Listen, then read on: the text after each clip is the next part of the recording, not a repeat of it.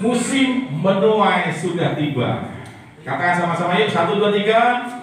Musim menuai sudah tiba.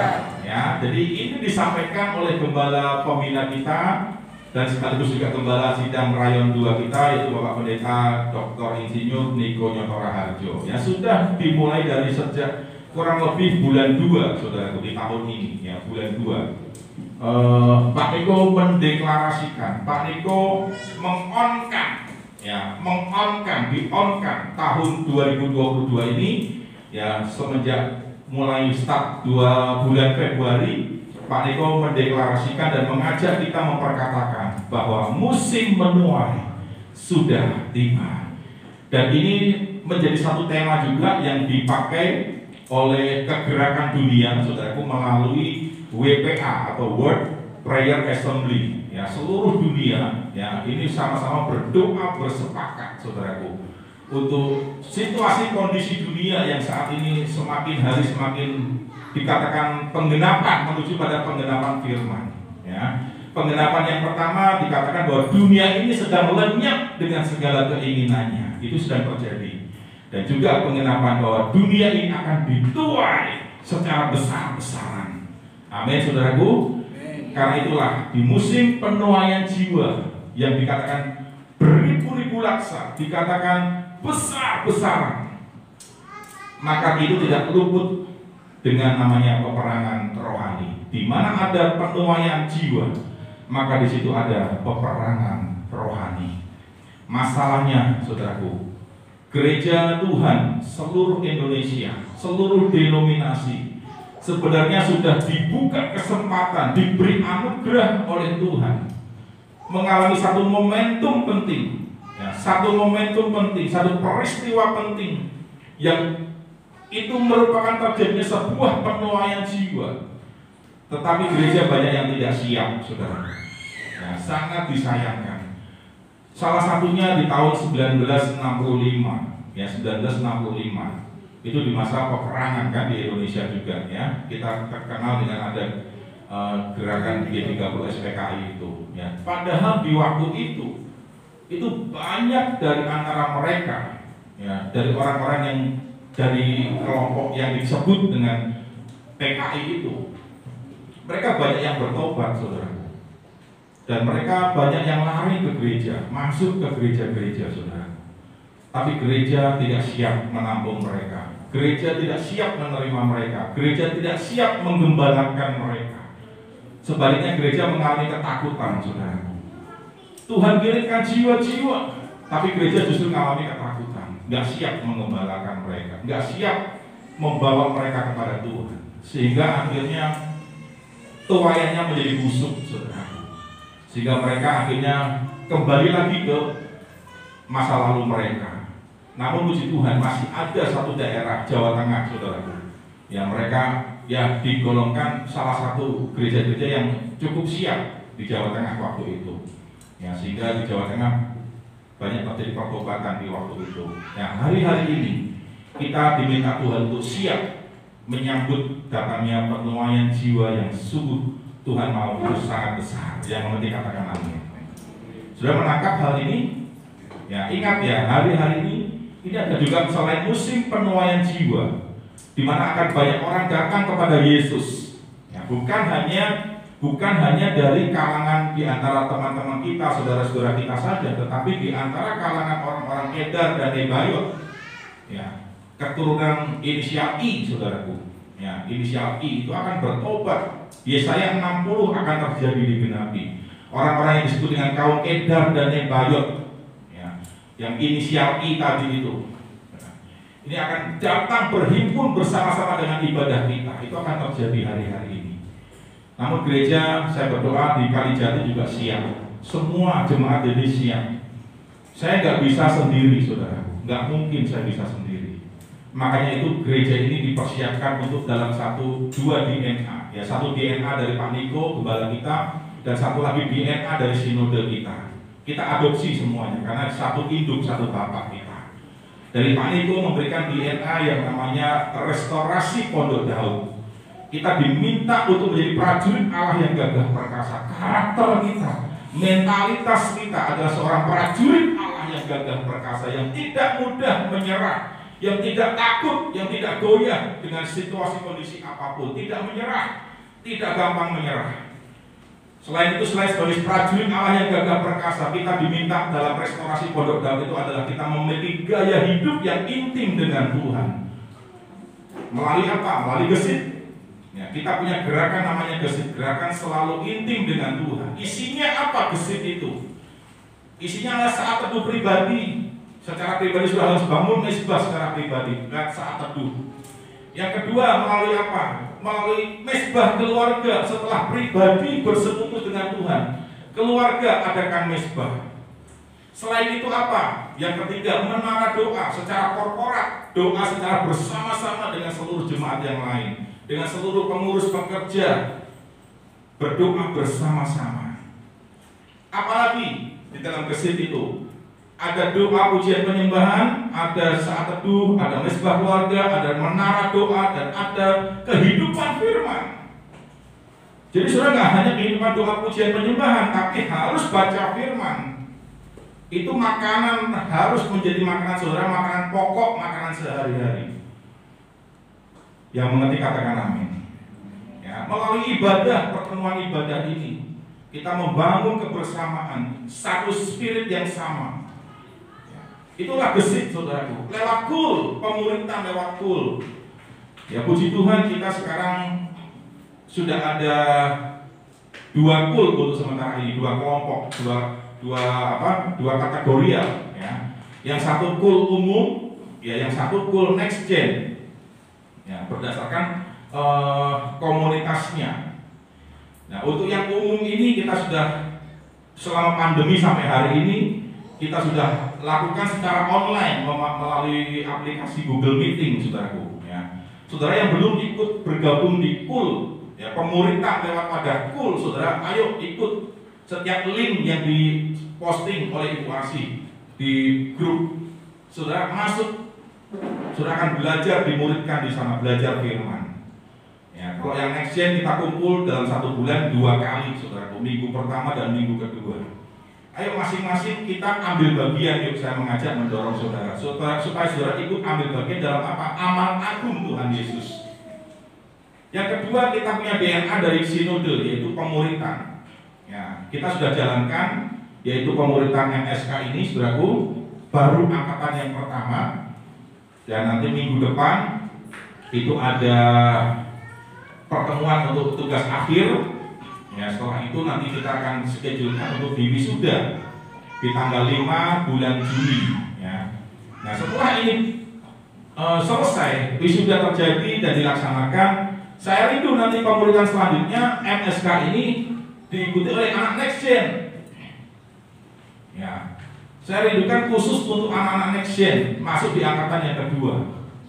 Ya, saya berdoa berharap nanti dari tim next gen para pengurusnya, ya ada Elis, ada Yuni, ada Elizabeth, dan ditambah juga ada Limbong dan ada Tanjung. Nanti sama-sama ya atur, schedulekan supaya MSK Next Gen ini bisa berjalan. Mau hari apa dilaksanakannya, bagaimana teknisnya, bagaimana secara waktu dan tempat, nanti silakan bicarakan.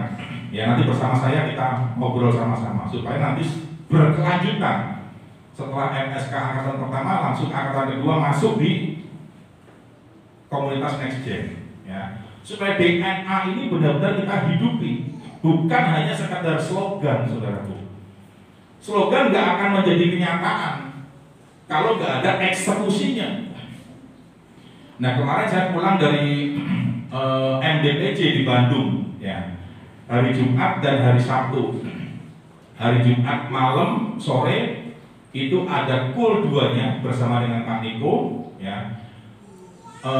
Sabtu siangnya itu ada MDPJ, Menara Doa Pelayan Jemaat. Ya, Menara Doa Pelayan Jemaat.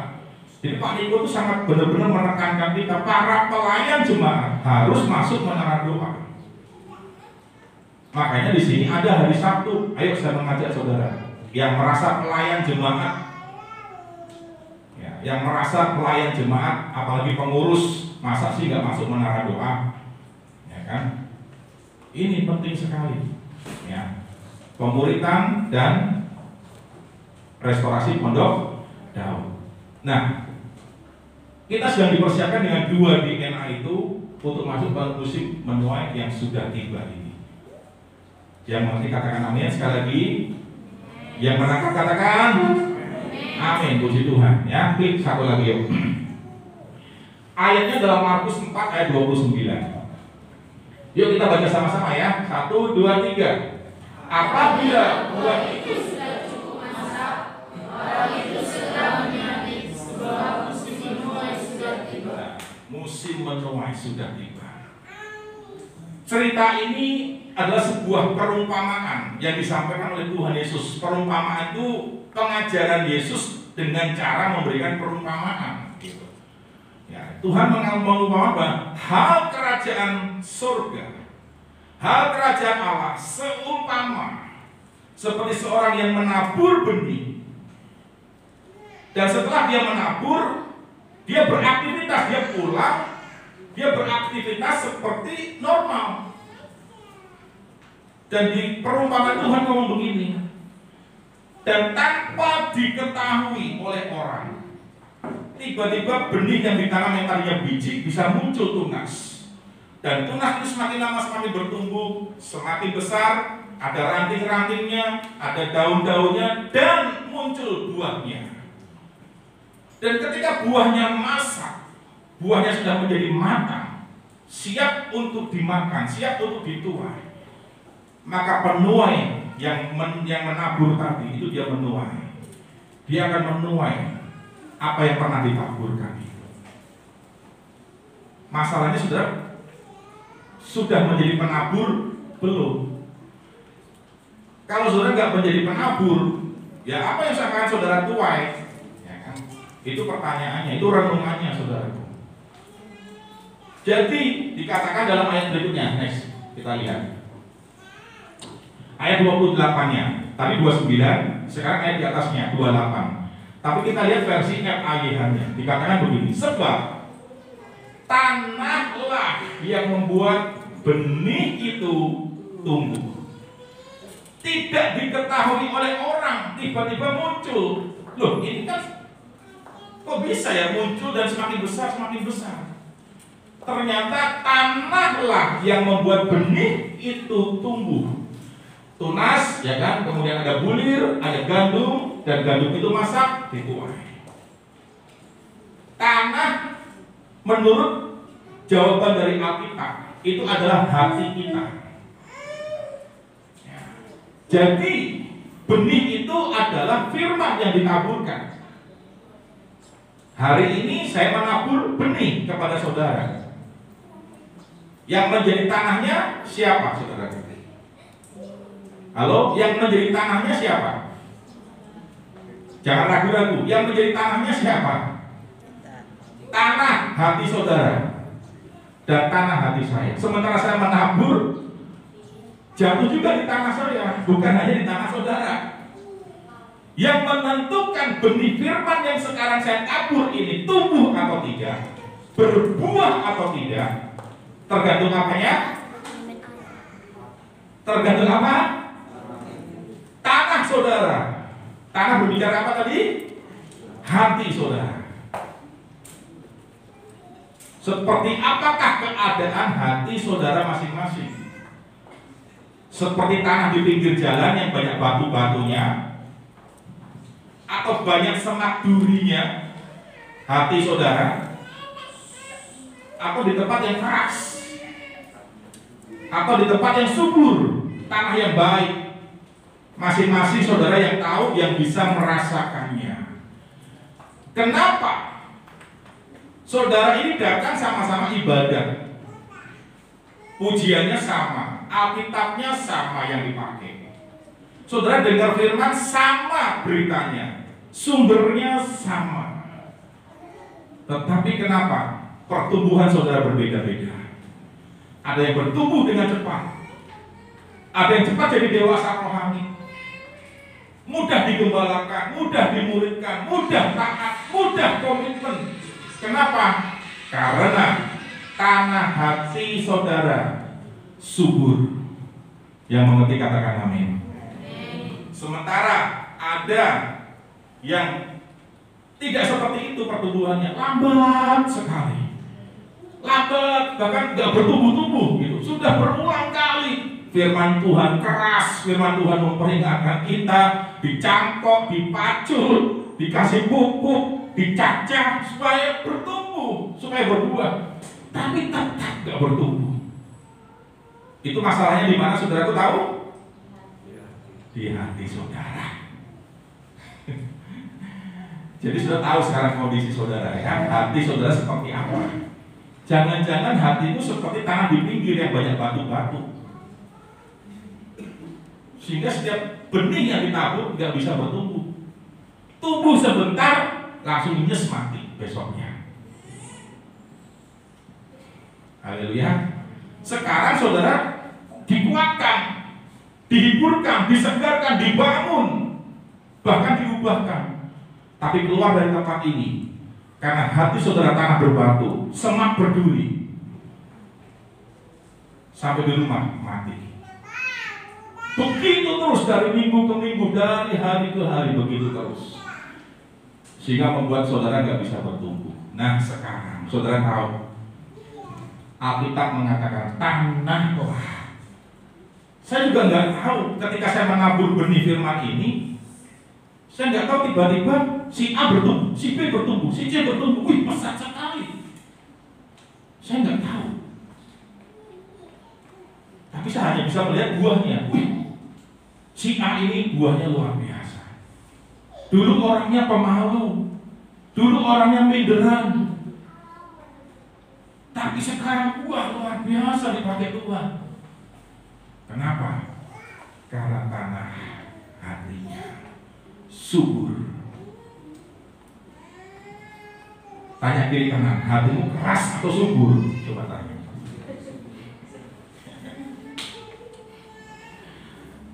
Hatimu seperti tanah berbatu atau semak duri? Jadi hati saudara yang menentukan nih, saudara mau responnya seperti apa firman Tuhan ini? Dengar, lakukan.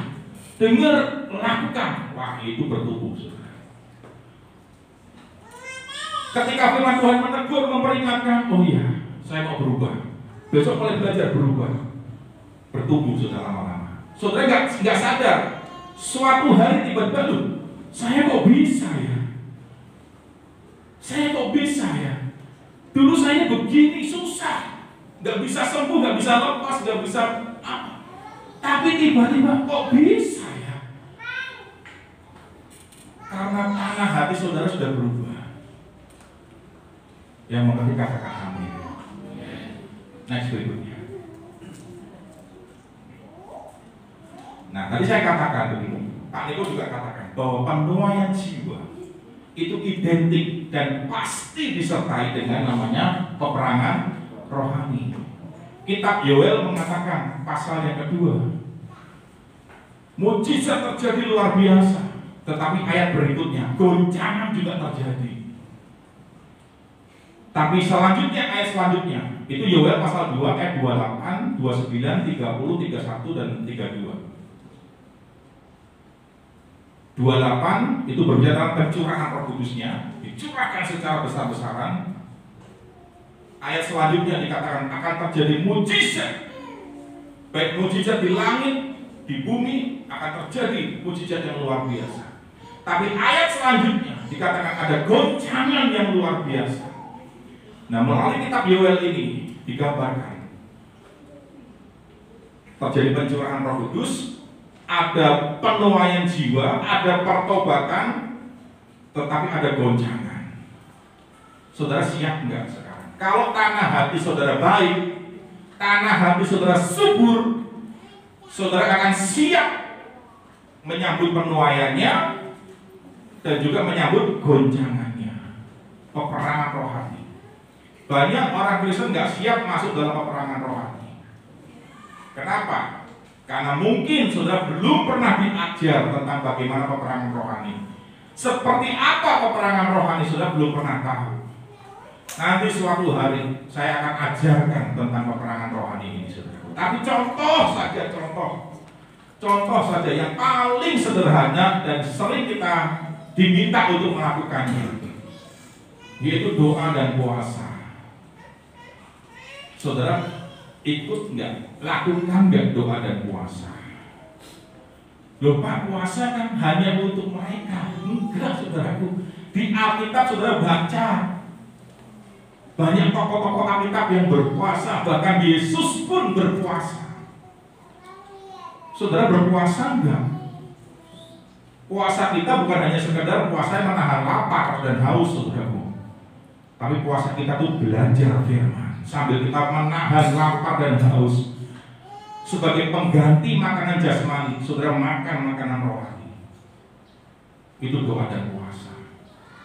Saudara berani gak komitmen bayar harga untuk itu? Berkorban untuk seperti itu, mau gak? Saya sedang menschedulkan untuk doa puasa Esther lagi, saudaraku. 3 hari 3 malam, gak makan, gak minum. Sekarang saya lagi schedulkan. Ya, setiap musim yang baru, sesuatu hal besar yang akan saya lakukan. Saya mau mengawalinya dengan doa puasa Esther. Dulu sebelum saya memulai bersama dengan Tuhan, memulai ibadah di tempat ini, perdana di tempat ini, tanggal 20 Desember 2015, dalam masa persiapan itu, saya ambil doa puasa Esther, saudara. 3 hari 3 malam saya gak makan, gak minum. Saya pergi ke Bukit Doa Getsemani di Semarang, di Ungaran. Ya, ada mes di situ, ada tempat buat kita bisa beristirahat. Ada gua-gua doanya. Ngapain 3 hari 3 malam? Ya berdoa saya, saudaraku. Masuk ke goa itu, seorang diri di goa yang hanya ukuran mungkin 1 kali 2 mungkin. Kecil goanya. Dari pagi sampai siang di goa itu, ngapain? Doa, pujian, penyembahan, sambil baca firman, minta tuntunan Tuhan. Tuhan ngomong apa? Tuhan mau apa? Siang istirahat, nanti sore masuk lagi ke goa. Begitu terus. Hanya sendiri dengan Tuhan. Nanti sekarang saya akan juga tuh musim yang baru untuk persiapan pembangunan di tempat ibadah kita, saudaraku. Aduh, saya mengalami satu yang luar biasa, saudaraku. Ya, pergumulan yang luar biasa ini, satu musim yang buat saya satu musim yang baru, tapi yang cukup memberikan tantangan buat saya yang luar biasa. Ya, kalau saudara ada di pihak saya akan merasakan gitu. Ya, ada satu ya saya nggak bisa ngomong lagi, saudaraku. Dan saya perlu berdoa puasa 3 hari 3 malam, mengadukan semuanya kepada Tuhan, berperkara pribadi dengan Tuhan. Amin, saudaraku. Ya. Ayo masuk dalam peperangan rohani. Sudah harus berani dicek. Peperangan rohani sesuatu yang kita berani korbankan gitu, secara roh kita. Ya. Next berikutnya. Nah, Pak Niko sampaikan begini kemarin di doa MDPC, dan hari Jumat juga, Jumat dan Sabtu, 2 hari pertemuan itu, 2 kali pertemuan itu Pak Niko sampaikan, mengingatkan terus kepada kita bahwa dalam musim peperangan rohani, cara kita berperang seperti apa, bagaimana saudara masuk dalam peperangan rohani itu, apa yang perlu saudara tahu, apa yang perlu saudara lakukan. Ini belajar melalui Gideon, ya, seorang hakim-hakim yang dipakai Tuhan. Gideon seorang pengecut tadinya, Gideon seorang yang penakut tadinya. Ketika orang-orang Midian menjajah umat Israel waktu itu, Gideon ketakutan, dia sampai bersembunyi, saudaraku, dan dijumpai oleh malaikat Tuhan. Dan di situ malaikat Tuhan bilang bahwa Gideon adalah seorang pahlawan yang gagah perkasa. Bertolak belakang dengan paradigma pikirannya Gideon. Gideon memandang dirinya pecundang, penakut, tetapi malaikat Tuhan memandang Gideon seorang yang pahlawan gagah perkasa. Akhirnya di situ malaikat Tuhan menyampaikan pesan bahwa engkau akan dipakai untuk membebaskan umat Israel dari penjajahan orang-orang Midian dan sekitarnya. Caranya bagaimana? Kita ikuti satu persatu, saudaraku. Ya, next berikutnya. Yang pertama, suruhlah pulang orang-orangmu yang kurang berani dan takut. Ada 22.000 orang yang pulang sehingga hanya 10.000 orang saja yang tinggal untuk berperang. Jumlah pasukannya musuh sangat banyak, sangat besar, saudara. Tapi Tuhan ngomong sama Gideon, kumpulkan pasukanmu Gideon. Dan ketika dikumpulkan ada 32.000. Pasukan Israel ada 32.000. Tapi Tuhan bilang begini, Gideon, pasukanmu terlalu banyak. Jangan banyak-banyak. Mungkin secara manusia kita berpikir kan gitu, Tuhan, ini lawannya jumlahnya sangat banyak loh. Dengan 32.000 masa kita juga masih gak seimbang, masih lebih banyak musuh. Bagaimana mungkin? Tuhan bilang terlalu banyak, 32.000 pasukan. Tapi Gideon nurut, saudara. Gideon hanya setelah kumpul pasukan itu 32.000. Gideon cuma bilang begini, siapa yang takut pulang? Siapa yang takut pulang? Orang yang takut gak boleh, gak bisa ngalami janji Tuhan, saudara. Gak bisa ikut dalam kegerakan Tuhan, gak bisa orang yang takut. Takut apa maksudnya? Takut berkorban, takut komitmen, takut setia, takut terlibat dalam pelayanan, takut dengan tantangan, takut. Pasukan model seperti ini sama Tuhan, udah kamu pulang aja. Yang pulang 22.000, saudara. Pasukan tinggal 10.000. Tuhan masih bilang begini, Gideon, 10.000 terlalu banyak. Loh, kenapa? Tuhan jawab, aku, kata Tuhan, tidak mau nanti orang Israel berkata, kalau menang, ini karena kekuatanku, ini karena keahlianku berperang. Tuhan gak mau. Tuhan bilang, saring lagi, disaring lagi, jangan 10.000, terlalu banyak. Gideon, oke bos. Lalu gimana cara menyaringnya? Next berikutnya. Ini dia. Gideon membawa 10.000 orang itu ke mata air. Di situ Tuhan berkata, kumpulkan dalam satu rombongan semua orang yang mencedok air dengan tangannya dan menghirup air itu seperti anjing yang menjilat. Lalu kumpulkan dalam satu rombongan lain semua orang yang berlutut dan minum air itu langsung dengan mulutnya. Ada dua, jadi mereka kumpul seperti ini ya. Nah, ada di sebuah sungai air. Mereka tuh disuruh minum. Dah, kamu sekarang coba minum air itu. Kamu perhatikan video. Nanti kamu pisahkan. Kalau orang yang cara minumnya seperti ini, satu, pisahkan dia. Kamu lihat lagi, kalau orang yang minumnya dengan cara seperti ini, pisahkan. Jadi ada dua kelompok. Yang dipakai yang mana, saudara? Yang dipilih? Ya, yang pertama atau yang kedua? Siapa yang pertama? Angkat tangan. Yang dipilih Tuhan yang mana? Yang pakai tangan. Yang ini atau yang ini? Yang ini ya. Ya, betul. 100 buat saudara. Tepuk tangan buat saudara. Yang dipilih Tuhan itu yang begini cara minumnya. Dan saudara, maaf ya, saya praktekkan. Dikatakan di sini apa? Jadi mereka minum mencendok. Maaf nih ya, Ya hanya mempraktekkan aja. Cara minum seperti itu yang dipilih Tuhan. Bukan berarti nanti saudara pulang minumnya begitu. Jadi jangan begitu nanti di rumah minumnya ya. Ini hanya di sini. Tapi ada maknanya, ada pesan rohaninya di situ. Apa pesan rohaninya? Orang yang minum dengan cara yang pertama itu, orang yang hanya fokus kepada berkat, dan berkat. Air itu adalah gambaran dari berkat.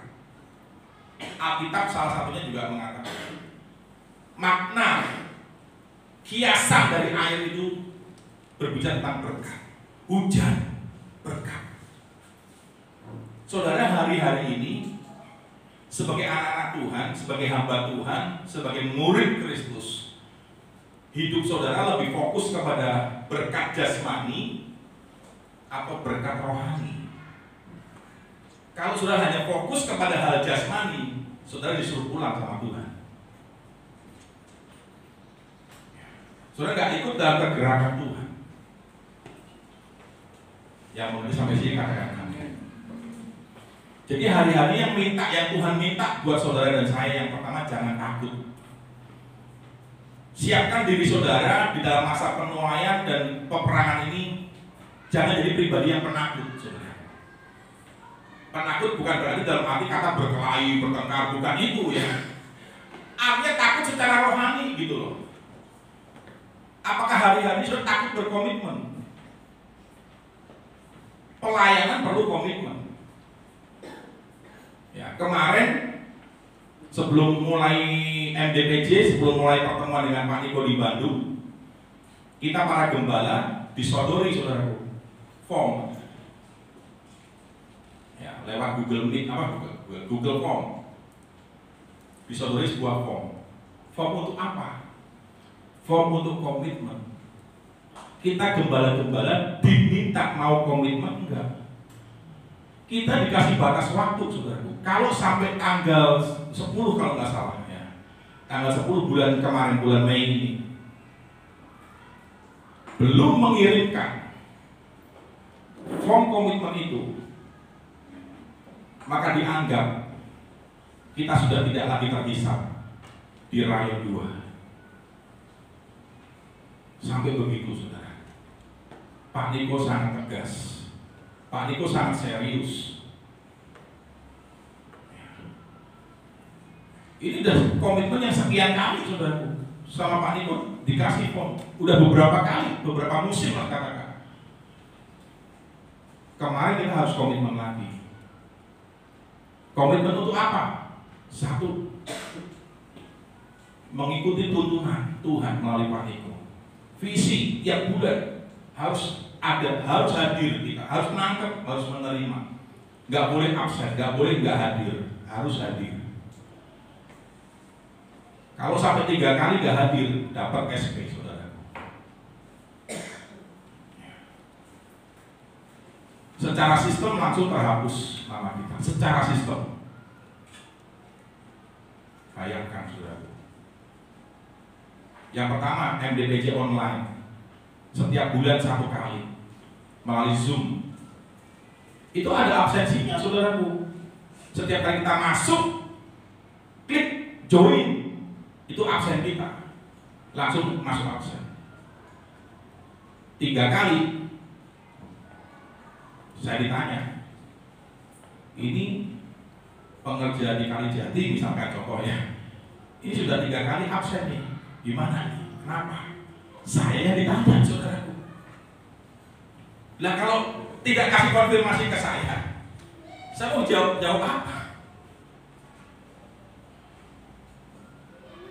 Ya, kalau ngasih begitu, akhirnya sistem memutuskan.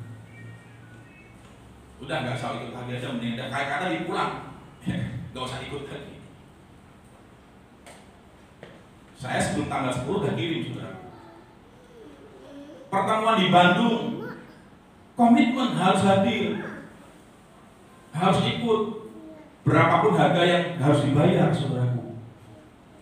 Saudara bisa bayangkan, orang-orang yang dari Papua, Timika, saudaraku, dari Sulawesi, Palu, Toli-Toli, Manado, dari Makale, Toraja, itu jauh-jauh, saudaraku.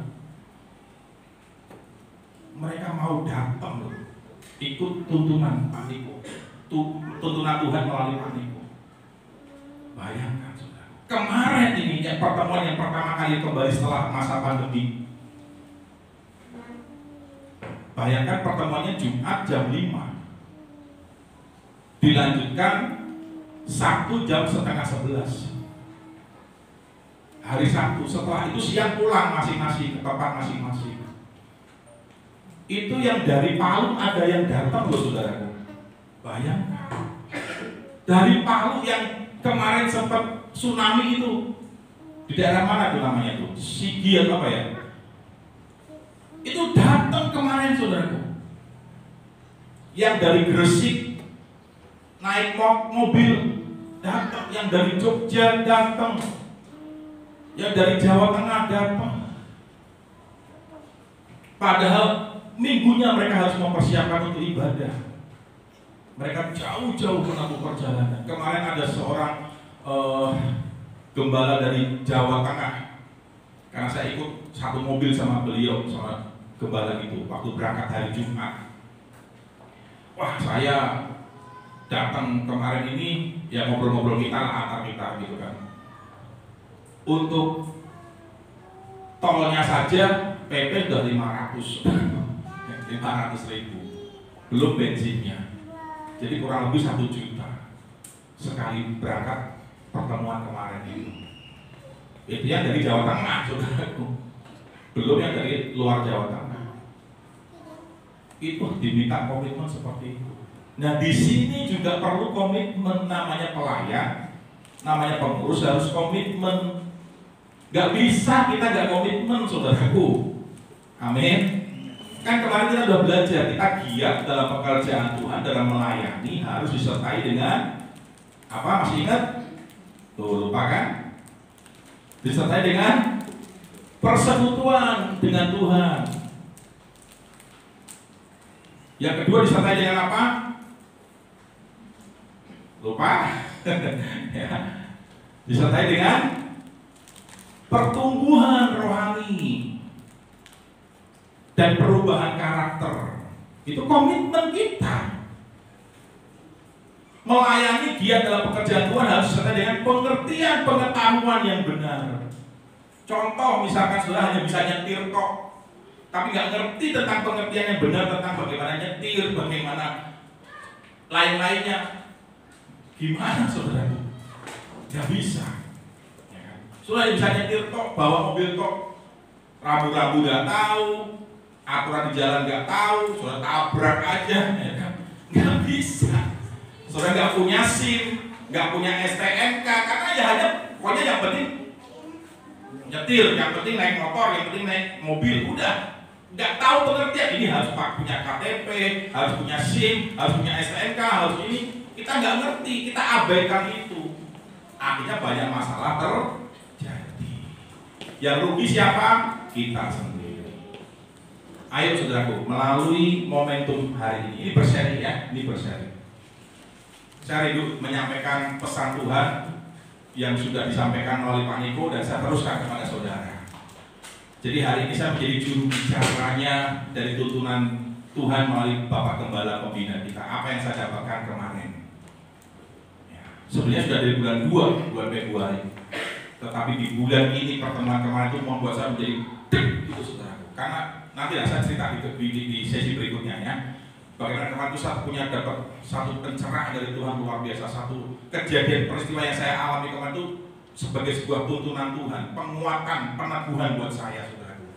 Dari apa yang sedang bergumul dalam hati dan pikiran saya, dalam mempersiapkan tempat untuk ibadah kita punya sendiri, saudaraku.